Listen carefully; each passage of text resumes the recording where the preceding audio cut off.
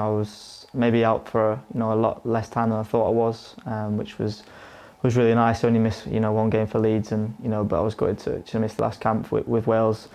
It's hard to watch from afar and not be able to influence anything. So yeah, I'm itching to go. I've put myself in a good position. I feel good mentally, physically to really put a stamp on this week and really help out the team. We've obviously got some big names missing. Ben being our captain is obviously a big miss, but we have a lot of big players in the squad, and we can't really think about that, even if he is a massive miss for us, because on the pitch what he does, but also how he leads off the pitch as well. So but I think it's been great, because I think if you look at all the players, everyone's had minutes. The manager always looks on people coming through and giving them minutes, and Dylan's one of them. Kazakhstan was his debut. I thought he was absolutely brilliant coming into the game, and I thought that really shows the trust the manager has in players, and that pathway to say that I'm a senior player is the same with club level as well. It doesn't really feel like it,